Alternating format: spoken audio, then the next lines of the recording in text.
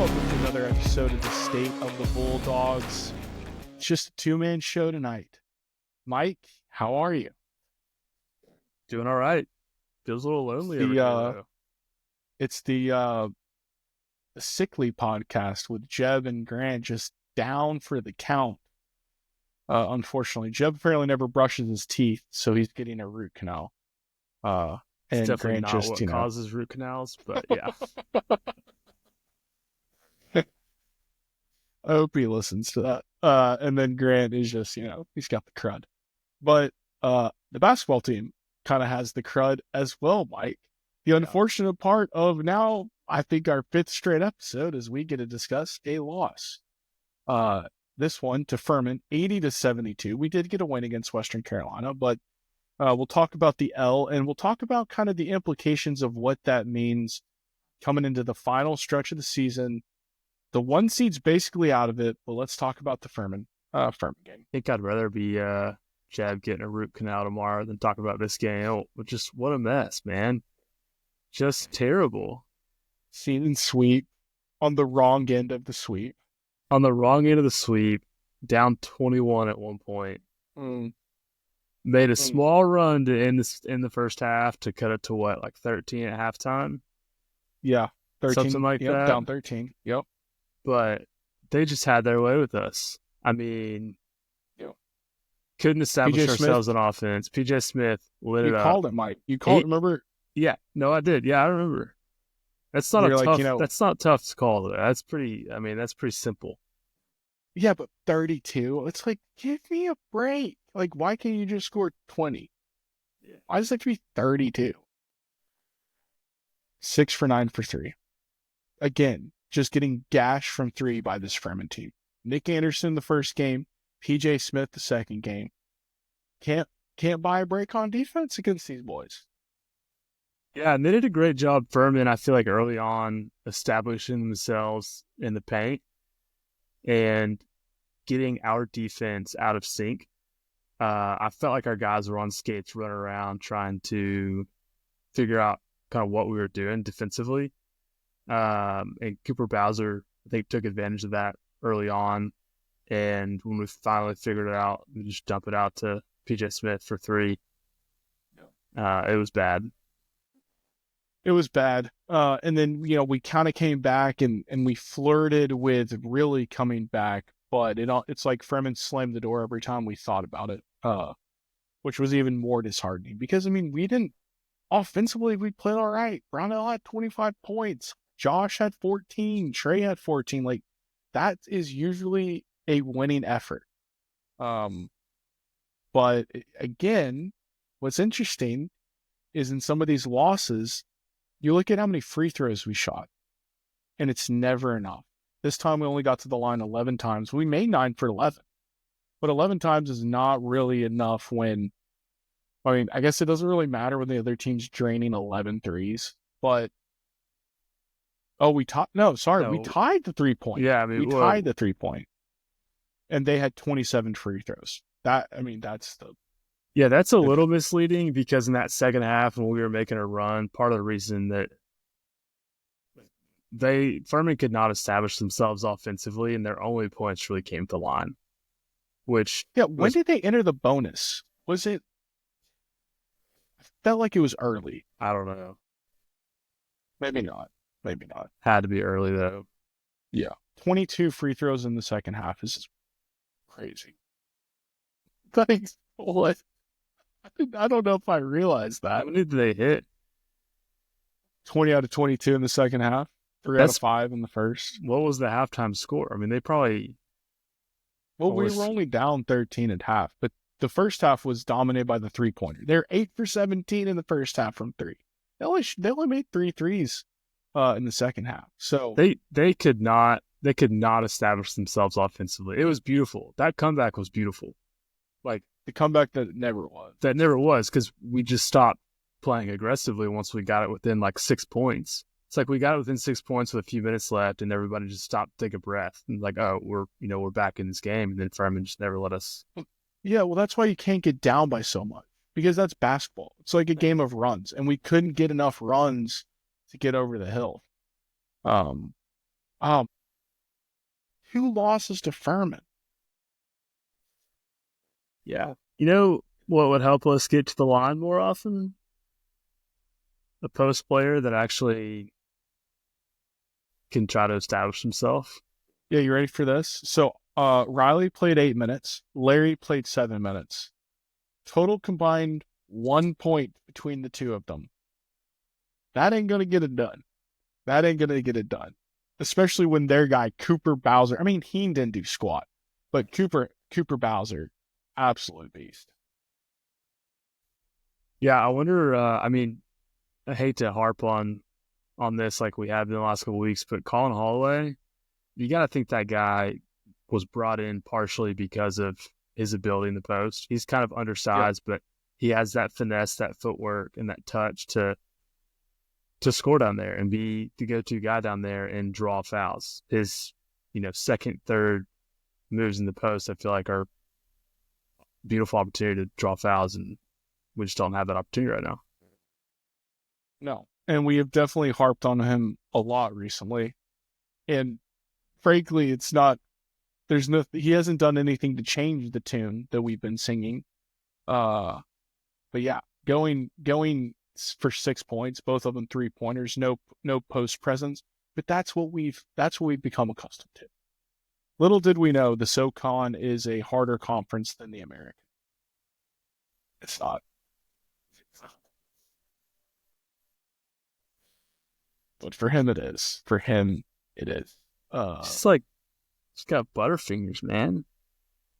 He's not clutch. Can't catch the ball. No, and that's the difference. That's the difference in the whole season between this team and last team. And I've seen some talk, especially on so Coach Bucky mentioned it.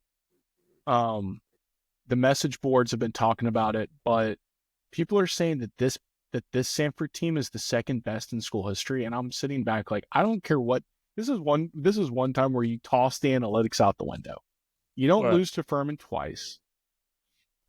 You're not sitting fourth in the conference in a mediocre year for the conference, and consider yourself second best team of all time. Second best in what regard? By record? By I guess efficiency rankings. I guess, but guess what? Those don't equate to, Mike. They don't equate to dubs. So I don't know what that storyline is smoking, but Bucky said it. Bucky said he thinks in his tenure, not all time, but in his tenure, this is the second best team. And maybe that's fair. That's easy. Fair. Yeah. I mean, I don't think this team's that. I don't know if it's that much better than 2 years ago. I think I'd rather go with 2 years ago with Logan Dye down low. Oh, I think I'd pick that team over this team. I like what Josh brings to the table and what Ryland brings to the table. Like, you kind of trade the big men for the point guard, right? That's tough because as good as Logan Dye was, or Chor wasn't nearly as good as he was 2 years ago. Or 2 years ago, he wasn't as good as last year. And then he was raw. Jaden Campbell really didn't come into his own until last year. AJ was coming off an injury, ACL or something. So, like, you might think 2 years ago we had all those guys that were so good, but they really didn't come to their own until last year. So, in terms of ability and talent, and I'd probably. Dude, that's the thing. That's the thing. We thought there's a lot of on-paper talent, but then you start watching these games, and it's like, well, Larry kind of sucks at everything but rebounding, and even then he's not that prolific of a rebounder.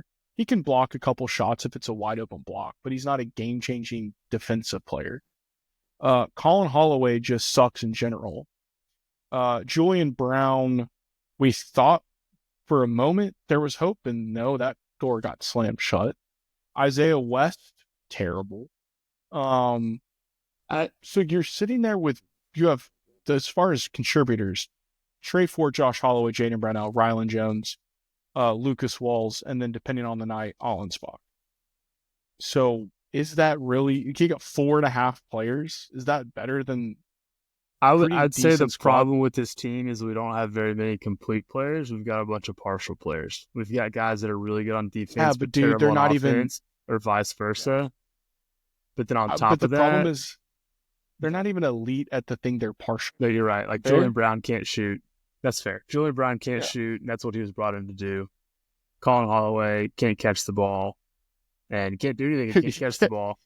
He really has butterfingers. It's amazing. It's amazing. Feel bad for him. Yeah, I don't. Yeah, Larry just blocks shots. That's about it. Yeah, he looks cool. It's like, all Riley right. When he slaps that ball, it's like, all right, that's sick. Yeah, it's great. He had a great chase down block against Furman, but the problem was chase down block because he gave up the play in the first part. So it was like a good block. It looked cool, but he gave it up at the first play. It was a good block. Yeah, no, you're right. I don't know. I think I would still take this team over 2 years ago. Yeah, because of the depth. It's a good game though. It's a good game. I would say if you play 10, this team might win 6. I agree. And if Rylan Jones is on every game, this team probably wins 7 or 8. That's true. Because he's a huge upgrade at point guard. Because 2 years ago it was an injured Quaz Glover, and we had to roll with Jaron Riley. Yeah, which look, we love when Riley would ball out, but he had some athletic limitations. Anyway. Losing to Furman sucks. Losing to Furman 2 times in the season, we don't really want to talk about it anymore. We beat a mediocre Western team, La Tida, keeping us in the hunt for the 2 or 3 seed. So let's get to what we all really want to talk about. Like, we have 2 games left, Mike. We have 2 games left. UTC is sitting at the top of the conference. Just want to remind everybody, as I do every week, that was my preseason pick of this season. They're looking good. UTC number 1, UNCG number 2, and then we are sitting squarely in 3rd with ETSU right there. So the top 4, UTC, UNCG, Samford, ETSU. How it has been all season.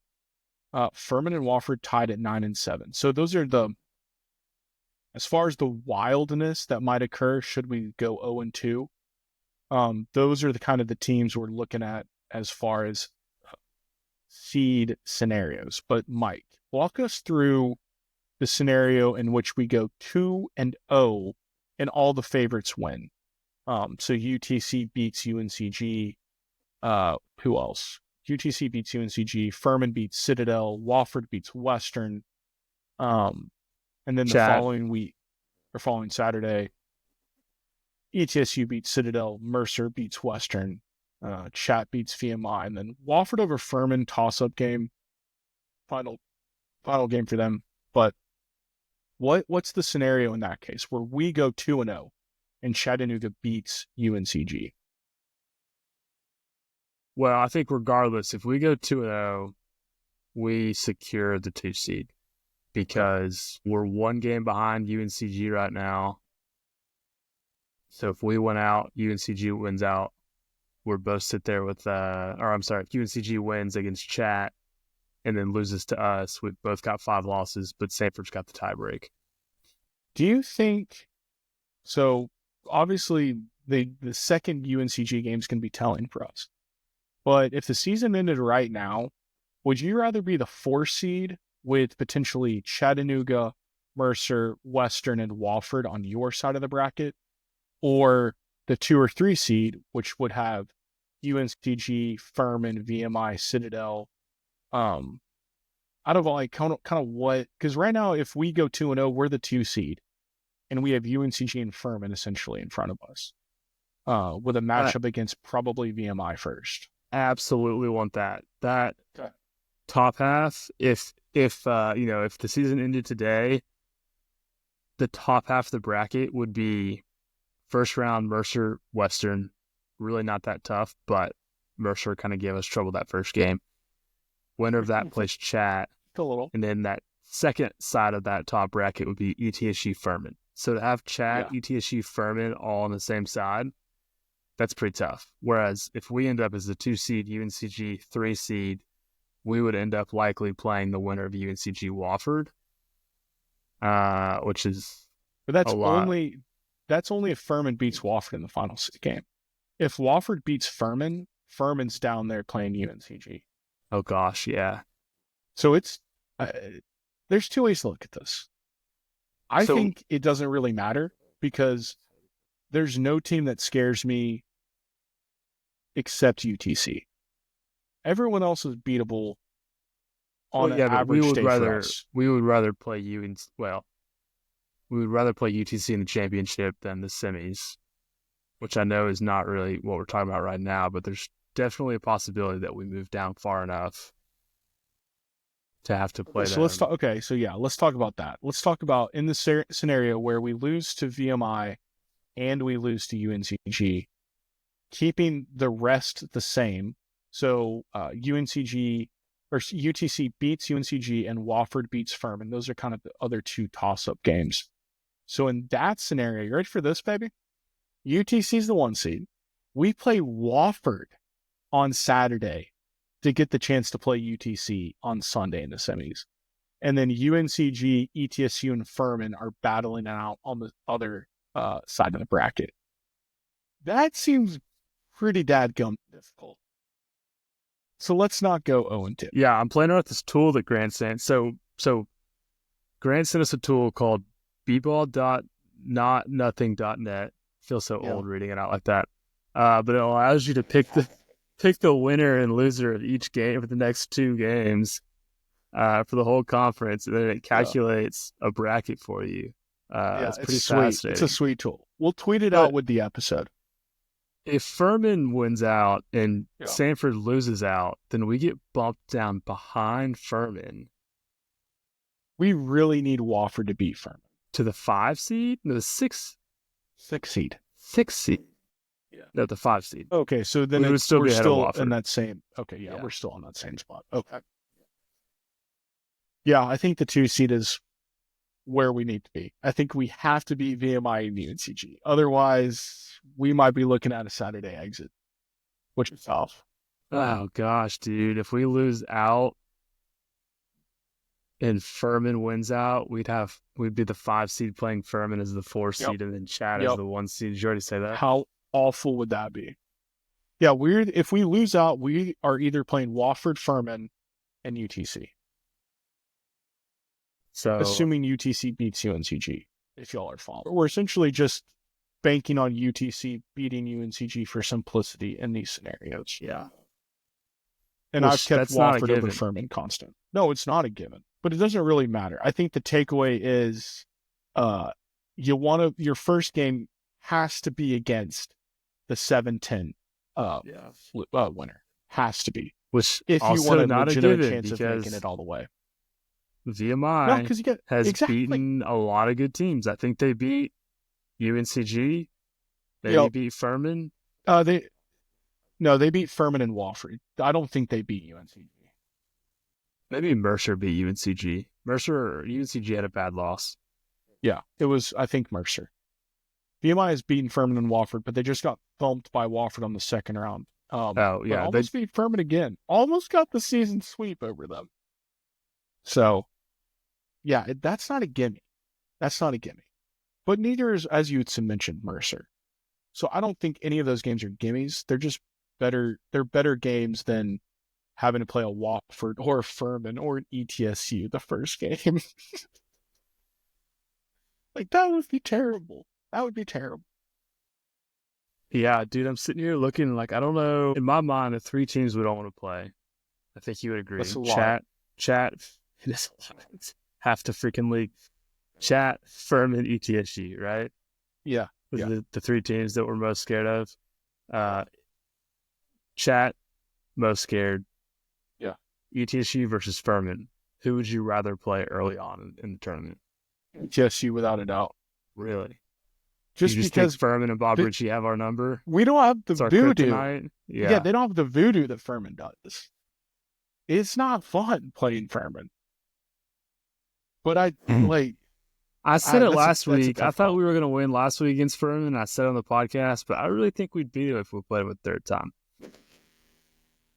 I'm a pessimist, so that means something if I'm saying that. I don't know. I really have no idea what to think anymore about this team. They have shot all kind of barometer I had going into the conference slate. I mean, remember a few weeks before when we beat UNCG, this was a month ago when we beat UNCG, and we're sitting here thinking we're going to win the conference. we might have 3 losses, but we're going to win the conference. And now we're sitting here with 4 losses, potentially staring down the barrel of 6. That UNCG game was a game where we went up by 21, and then UNCG came back. Excuse me, 5 losses. Yeah. Yes. Yeah.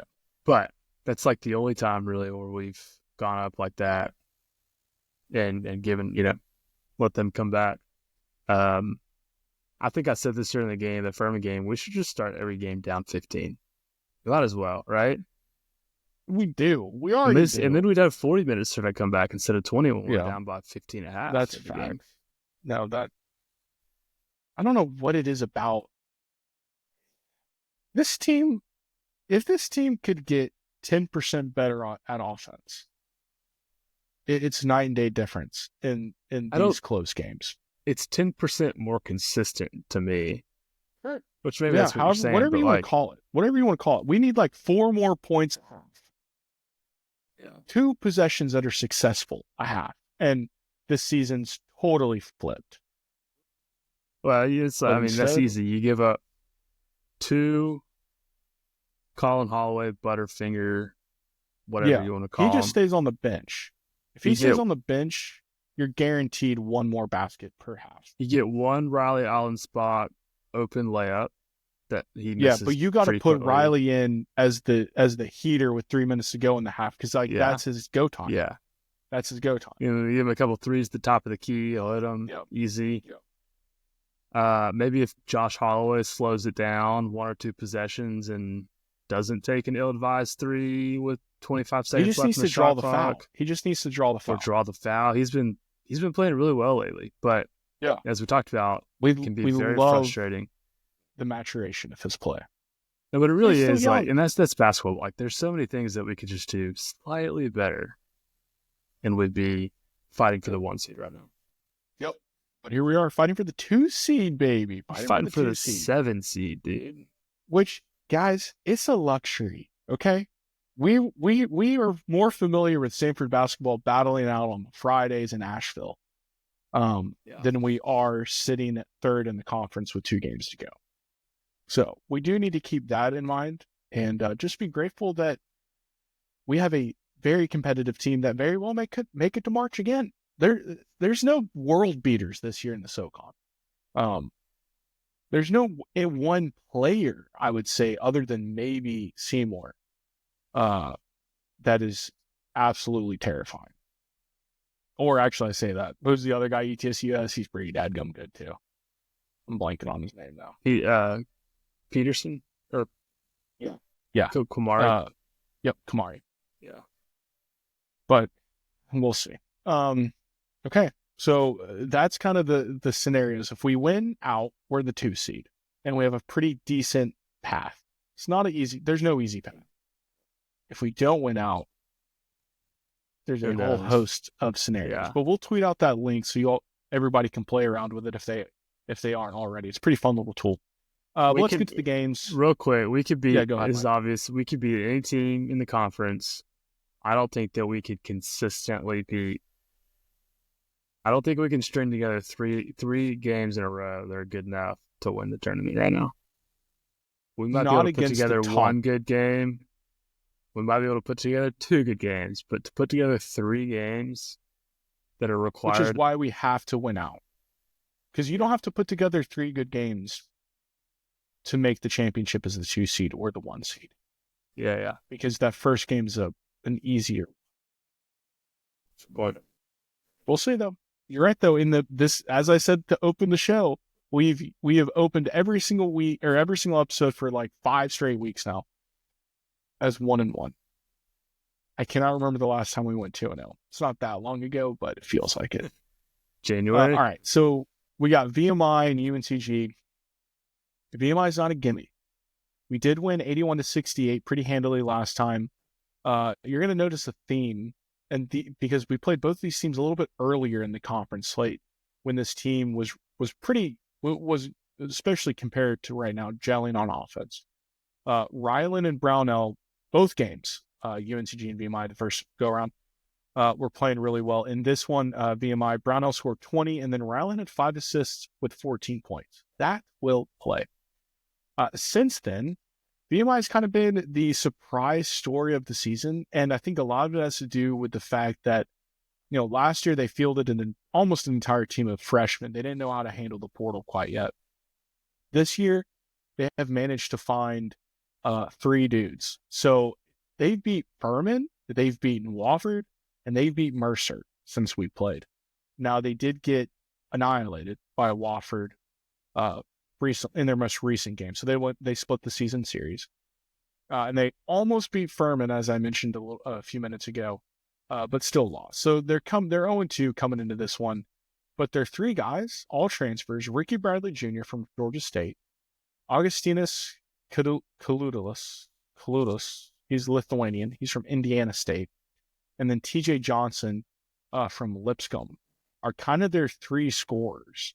And I can't remember the last time in the last 3 seasons where VMI had this consistent of offense.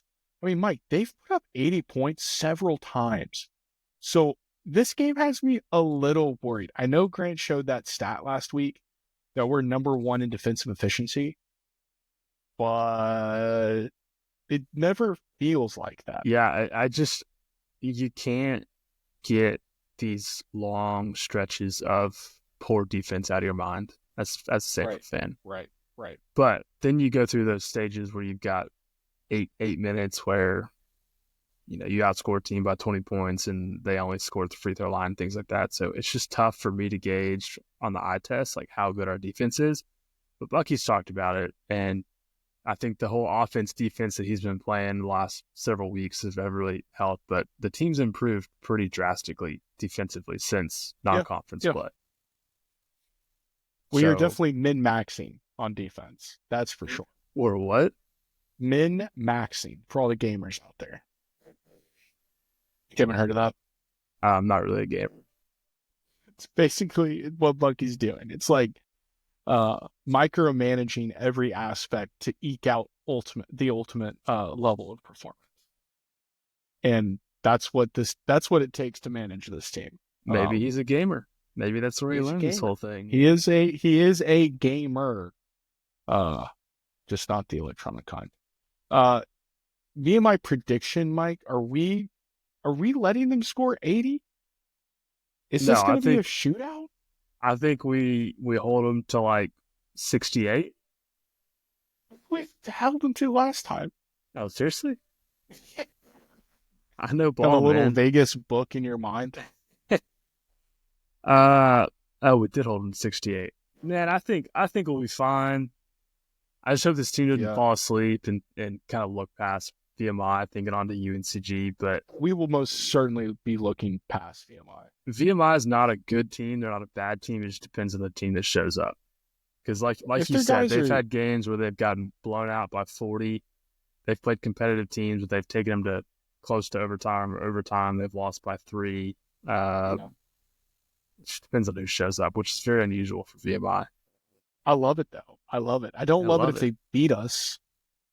But yeah, I think it's going to be tight. I think it's going to be 75-72 Samford. I just can't predict a comfortable win at this point. I want to. Potentially biggest factor here, are we flying or driving? I really hope we're flying. We have to be flying. We flew to... I would say if you're Bucky and you have your pick of any game to fly to, obviously it's the furthest drive. But every player that we've had on this podcast of any sport, I think, has talked about how horrible that drive is, how terrible the campus environment is. Just wonder if that has like a psychological effect on these players. It has to. I hope we're flying. All right, UNCG. So previous matchup, we thought we were world beaters, 76-69, comeback win. Trey Ford at 21. Ryland, again, 16 points, 6 assists. That'll play. They are on a slightly... They played Chattanooga before they play us. But they've been on a run lately where they've had to play Citadel, Mercer. It's been a little bit easier of a stretch. And they had a loss to ETSU sprinkled in between. So they're not necessarily playing their best basketball or against their best competition, but it can't say it. Ratchets up. Thank you. Ratchets up. With you, I would rather be UTC in this position where you're getting the first big game since the loss to ETSU. So I guess the one game in between. They're going to be ready to play against us. Let's hope they lose to UTC. But same old. You still got Kenyon Giles, Donovan Atwell, Ronald Polite leading the charge. They are who we thought they were. Guard heavy team, decent bigs. And you beat them with a good defense and making more threes. It's very similar game plan to UTC. I don't think their guards are at UTC's level, but very similar game plan, and that always matches up well for us. So I think we win again, but Mike, I want to hear your thoughts. Like, are we finding our groove, or is the ship really sinking? We're finding our groove. What groove? Well, we get a little look. If you think about these last two games, you're asking if we're going to find our groove against UNCG. Yeah, because we get a nice tune-up offensively against VMI. So can we? Because we're going to score against VMI. We might let VMI score with us, but we're going to score. So the offensive vibes should be high coming into this game. Yeah, but when is that? When have we? Like I said, when have we put together 2 consecutive solid offensive performances from start to finish? So it's an L. So I would rather squeak by VMI and then just come out guns blazing against UNCG. I mean, but that's not gonna happen. I don't know, man. No, UNCG, like, very well coached team. They've been pretty consistent in the league. Like, they haven't won in several years, but they're always up there and they're always competitive. Yeah. And they've got very long athletic players. I mean, Atwell, who had 19 against us, is 6'5" as a guard. So just thinking through individual matchups and how we contain him and prevent him from going 5 for 10 from 3 and scoring 19 points. That'll be a test because I don't really know that we have anybody that matches up well against him defensively. And then, I think Lucas could play him well. Yeah, no, you're right. I think he's probably our best. I think Josh can match up well. You think so? Yeah. If he's not playing point. Yeah. I like Lucas. We might just Lucas is probably our best defender of 1 through 5 in terms of being able to guard any position. He brings, I like the defensive energy. And I like Josh Holloway's defensive energy. I think those two guys really feed off each other. And that's the thing. Like, we beat UTC, we beat UNCG if the guard defense is on point. But that is not always the case. The amount of open threes the teams get, the amount of times that teams move the ball so fluidly against us is mind-blowing. That's what was so concerning against Furman in that first half is like our guys, wouldn't get back occasionally on defense, but even when we got back and we set up on defense, it's like they didn't know where they were supposed to be. They were like a second behind the other team. And next thing you know, they've got a wide open dunk or PJ Smith 3. Do you think, I'm just kind of thinking out loud here, do you think some of that offense defense that we play and then the fact that we kind of go from a 2-3 to a man all in the same possession, does all that have an impact on guys being able to get in the flow defensively? You got to think, there's always trade-offs.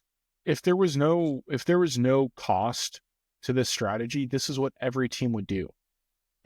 But there is an obvious cost, and that is the momentum, the flow, the groove, whatever you want to call it. Like, that's the cost, that's the price that we pay, is more inconsistent play end to end, because the guys just aren't in rhythm as long as they could be. But I mean, it seems like, at least for the metrics, like it.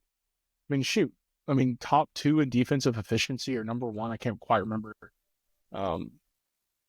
is, I mean, speaks for itself. But like we said, that doesn't equate to wins. So, any other comments, Mike, on UNCG? No, really. Who knows what's going to happen? We'll see if Who they beat knows? UTC first. So on the road, I don't like two road games. Wednesday, Saturday sucks. Yeah, I guess we'll stay out there. Yeah, might as well. Unless we fly. If we fly, I guess you just come back. Yeah, I don't know. I don't know. I don't know the logistics of that. Whose jet? Have we figured out whose jet that is? Pretty sick looking. No, it is sweet. It's a different era to be at Samford. I will say that. The NIL era has been very favorable to the Bulldogs. Cannot say that about some of the poverty franchises programs like Wofford. All right, state of the Bulldogs. So, Mike, talk to us about women's basketball, baby. Women's basketball. We're not bad. Are we not? No. All right. Well, I mean, conference. Shocker there. We lost to Furman, 80 to 72, but somewhat of a close matchup, and then turn around and beat Western Carolina pretty handily, 93-72. Wait, am I looking at the men's game? It's like, did I put the men's scores? No, dude. No, you didn't. But it's just like, this is the same thing that happened with the men. Last two games of the season also against VMI and UNCG. So I guess they're just tracking with us schedule-wise. But UNCG sitting atop the conference. Samford's only one game back from second. So pretty impressive. I feel like we had a pretty slow start to the season, but I've kind of put some games together, put some wins together, and battling it out against Wofford and Chattanooga for second place. Yeah. Still UNCG's conference to lose, but it's nice to kind of be in the hunt. We'll see what happens comes tournament time, but yeah, we have a competitive squad this year. All right, men's tennis, Mike. Who's that women's basketball player that Grant's always talking about being so good? Claire Johnson, yeah. So good. Emily Bowman. Yeah. There's some others. Emily's the Vandy transfer, right? I don't know. She's our best player. She's a post player, yeah. She has the rebounding record, the block record. Yeah, pretty sure she started her career at Vandy. Okay. Anyways, men's tennis split the weekend, beating Tennessee State 6-1, but then fell to North Alabama 2-5, which is kind of a shocker. We got UNA sneaky. UNA, are they sneaky? Wonder where their players are from. Always international. Not North Alabama. Unlikely. We got Georgia Southern on Saturday, and then conference play starts. So we'll take on Citadel right on Sunday, right after. So pretty solid non-conference slate, and heading into SoCon play. And then women's tennis took on South Alabama, lost 1-4. And we've got Western Kentucky and Troy coming up Wednesday and Friday this week. I don't know if you know this, Mike, but why is it that the men's tend to play 2 games and the women's play 1? Do the women play less matches in a season? Are there less teams? There might be fewer teams in the conference, yeah. I'm not sure. I'm just curious, because it seems like every week we're looking at this, the men will have played 2 games and the women played 1. But I don't know. I don't know what's up with that. Yeah, all right, softball. So softball team's still looking pretty good. We encountered some rough patches, but against pretty solid talent. So we lost to Mississippi State 1-6 in the midweek, and then we played in a UAB tournament where we played Southern Indiana, UAB, Belmont, Purdue. We are UAB's daddy with the season sweep. Went 2-2 in that tournament with wins over UAB and Southern Indiana, but we did lose to Belmont and Purdue. West Georgia is being played on Tuesday. It's Monday. So by the time this episode drops Wednesday, that game will have already happened. But this weekend, pretty fun little tournament. Going down to Florida. We got Troy, Florida, Western Michigan making the long journey down, and then Florida A&M. Those are going to be some pretty fun games. So softball, little adversity. Still came away from the tournament 2-2. We're still feeling good. The vibes are high. Excited to see what the girls do down in Florida. And then baseball. So we said before our last episode, we wanted we did not want a 3-game, 7-inning run rule series. And we did not. We got run ruled in game 3. That was the game we thought we had the best shot at because usually that's the worst pitching matchup. But Tennessee came alive in game 3. Absolutely came alive. And game 1 was competitive. I thought Miller Riggins looked pretty sharp against a very talented Tennessee offense. We only allowed 5 runs. We knew offense would be tough against Tennessee's ace, who was coming into the game. I think, I did not check this, but I'm pretty sure he had 11 Ks in 5 innings. Like, the dude was insane.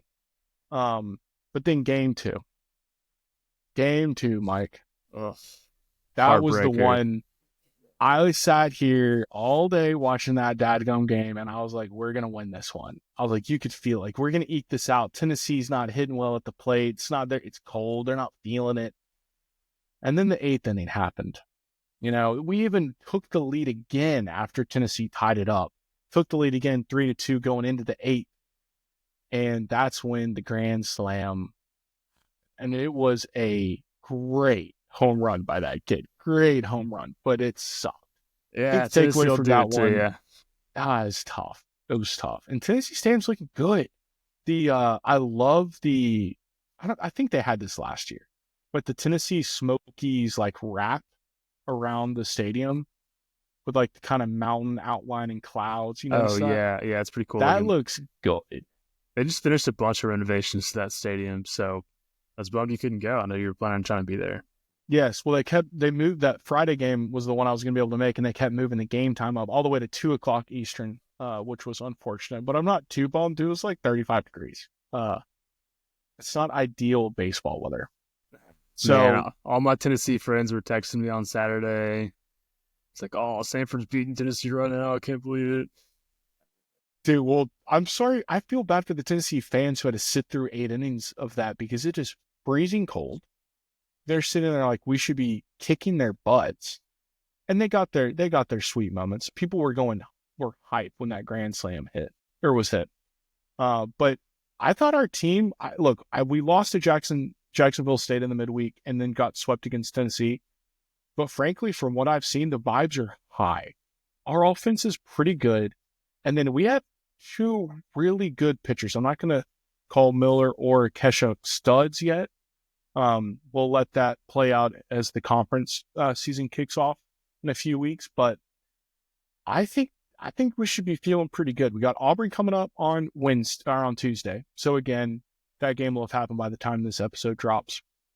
And then we have a series against Kennesaw State this weekend at home. Kennesaw State's 3-5 on the season. They lost to Mercer 4-9. So we'll have an interesting early look with a common opponent. And then most recently they beat Columbia, who is a decent Ivy League squad. They had a really good team, I think, 2 or 3 years ago, and people have kind of kept them hyped up since. But that is not the same team. And Kennesaw State won that series 2-1. So should be a good one. If we sweep Kennesaw State, I think that solidifies our good vibes. If we win the series, I think it solidifies our good vibes. But we'll see. 4-game losing streak is really tough. Probable loss to Auburn, 5-game losing streak. You just hope it doesn't affect them mentally because the team is playing pretty good baseball, all things considered. So good things coming in the spring with softball and baseball. Good things coming. Mike, any other thoughts you want to leave us with? I mean, we need some championship in some sport, right? Yeah. So no pressure baseball, but no, it's exciting, especially after the last couple seasons we've had. And I know we've had some slow starts the last 2 years, I think. So it's pretty normal, especially when you're playing some of these high caliber teams like Tennessee and Auburn. Right. Trying to get our pitching staff in order, trying to figure out who our starters are going to be. But just excited for the warm weather to come out, watch some spring baseball with the windows open. Man. Yep. It's that time of year. Oh, dude, it's going to be, forgot about this. UNCG pretty sure they beat Wake. So they're pretty good. Are they the team to beat this year? Yes, for 100%. On paper, they're the team to beat. We'll see how that plays out. You never know. It's baseball. I mean, some of these, you just never know. All right. Well, boys, let's hope we get the dub against VMI, coin flip game against UNCG. But if we go 2-0, we are the 2 seed. Much more favorable run to Monday in Asheville. So let's hope for 2. Let's hope for 2. But with that, the state of the Bulldogs is out. Hope everybody has a fantastic week. Hey, you already know. Samford, you about to get that ring, man. Hey, love y'all. We love y'all.